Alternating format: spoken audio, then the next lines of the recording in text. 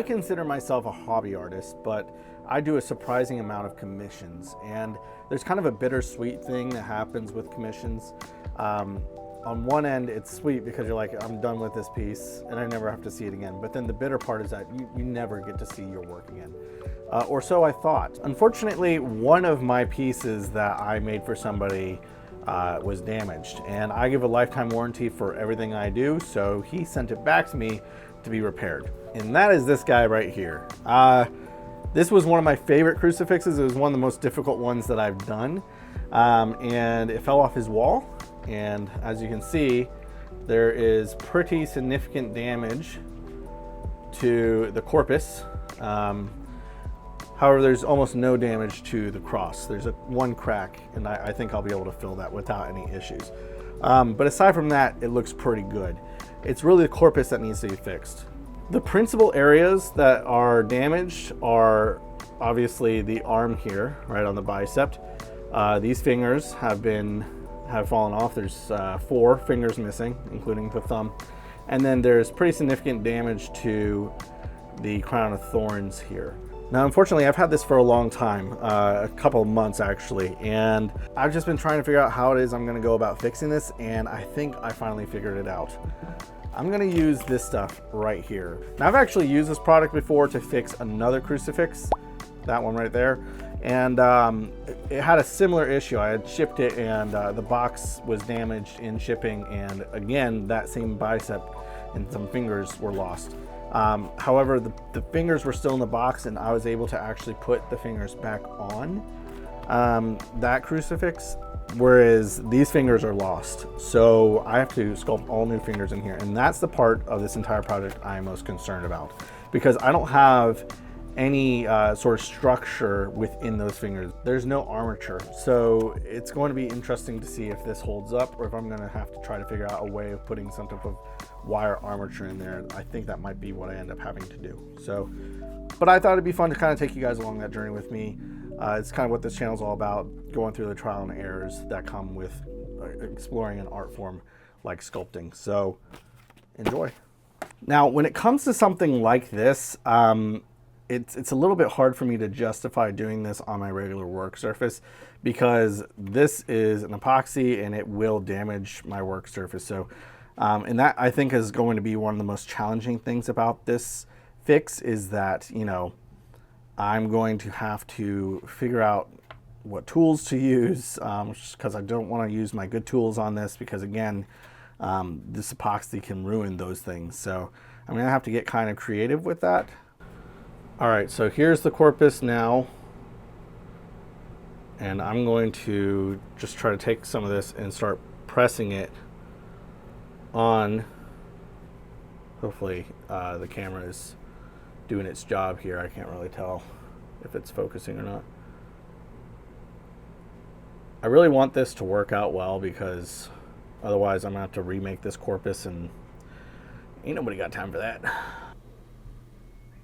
And again, I'll have to go in and like sand this down some, and then hopefully it'll look like it was never broken and not like a patch job. That's the goal here.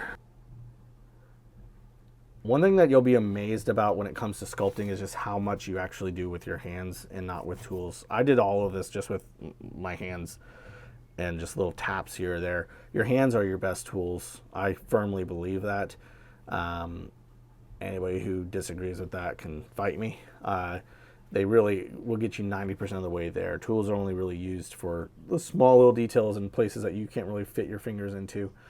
But there's just something that is very connective about using your hands. Obviously, that's going to be the case more so than the tools, which are just an instrument. It's something that's an extension of you and what it is that you're doing.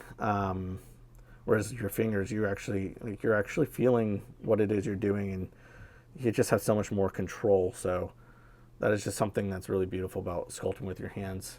It kind of gives you an appreciation, you know, beyond other forms of creativity, because you actually get to make something with your hands.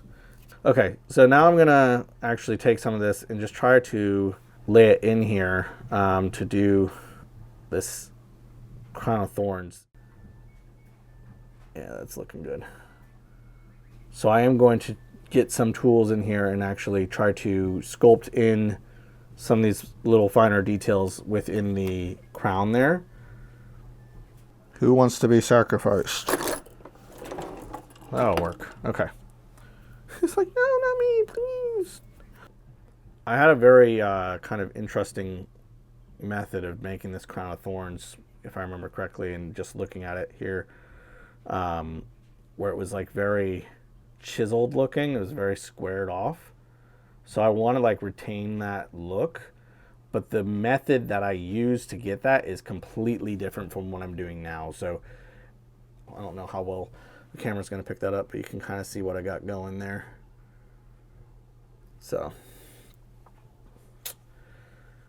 yeah, wearing gloves would have been a good idea. Okay, so that's looking pretty good. I'm happy with that. Gotta kind of step back and just make sure it matches the rest, and it does. One thing I am noticing is that the creases are more defined on the rest of this than that is. So that's the next thing I'm gonna try to do, is try to get some of those creases put back in there. Feels good to have my fingers back. How are you going to do this, Jacob? I just gotta keep looking at it. Gosh, that crown looks good. Oh, that could work. Fernley, knock it off. You ain't got nowhere to be. I'm your only friend.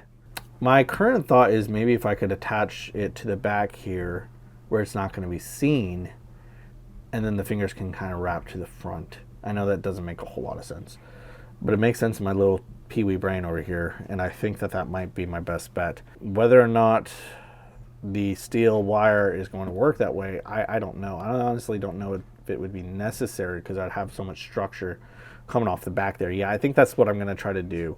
I got to mix some more epoxy, which means I need gloves, because I already talked about getting gloves for that. So that's what I'm going to go grab real quick, because I don't have any down here. I'll be right back. Stay here, Fernley. No! Oh, whatever. All right. Feel like a doctor. My parents said I'd never amount to anything. That's not true. My parents are very supportive. Okay, let's see.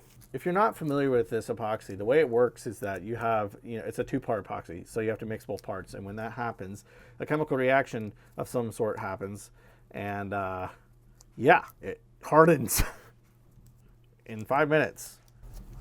I'm clearly doctor material, because that was a fantastic explanation of how epoxy works. Okay, I think that's pretty good. That does not look good.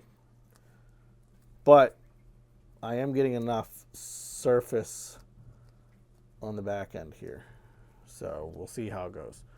All right, so we still have our pinky intact here. It's going to be hard to see with it being like a chrome look. But basically what I'm trying to do here is just get those primary forms put into place.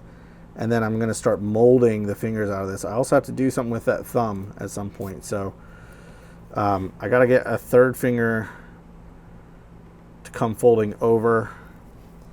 And then the rest of the fingers are going to be sticking out. So I think I actually need to kind of remove more here. Remove some of that extra material here. I know I am just like totally in the way of what you guys are looking at here. So with that, I really want to apologize. All right, let's grab this finger here, fold it over like so. So I gotta remove more material on this finger. So I'm gonna do that now. And you can see it's already starting to harden more. So it just like squished all that work I just did. So, but that's okay. Yeah, you just got to work with what you have.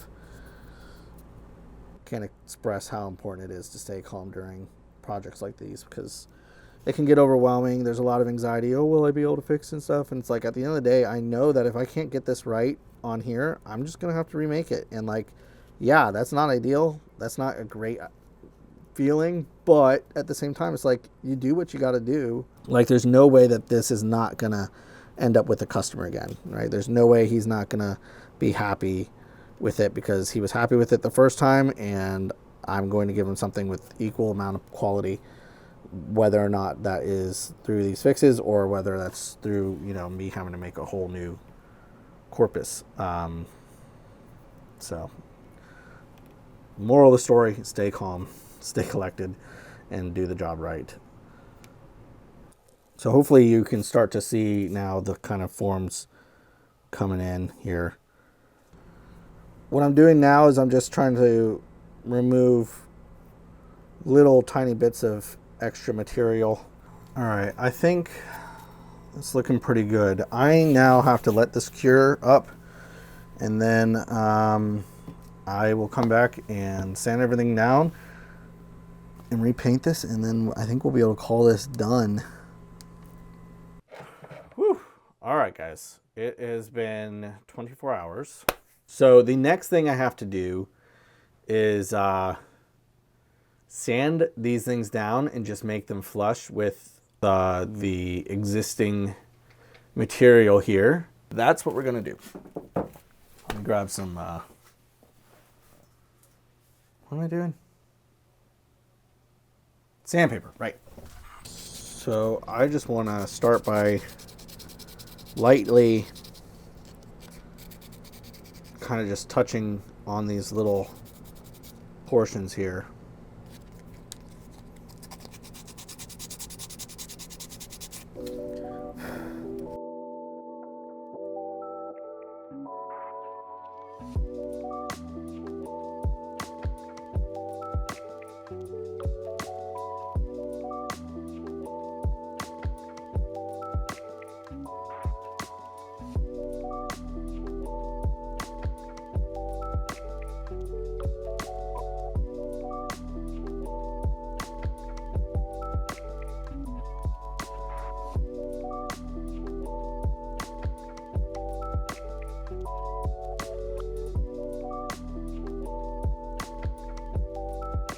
This is Rub and Buff. It's great stuff. To read the instructions on this little thing again. Of course, the instructions were on the package, not on the actual tube. So I remember it enough. It doesn't take a lot, I'll tell you that much. I barely used this. Dang, damn it, it's stuck on there. Oh. Doctor it up again.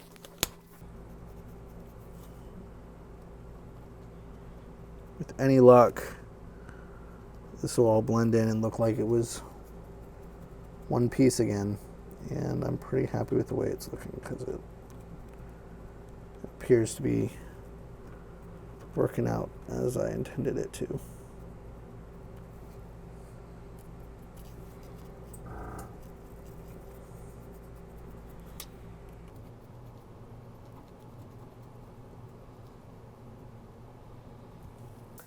That is done.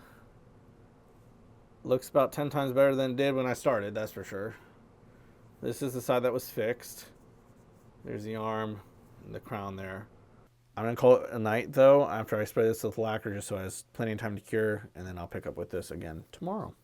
All right, y'all, it has been 24 hours and I went ahead and sprayed a clear coat on this, so it's all good to go. Now I just have to reattach it to the cross.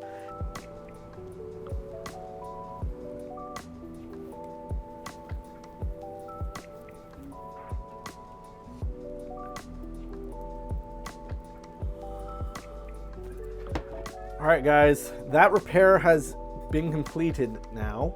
The glue will have to dry over the next 24 to 48 hours, but then after that, this guy will be ready to pack up again and be sent back to the customer. All right, guys, and with that, this video is complete. Please do me a favor, subscribe, follow, just try to support me in any way you can so I can keep doing the work that I really enjoy doing and sharing that with you, taking you along the journey with me.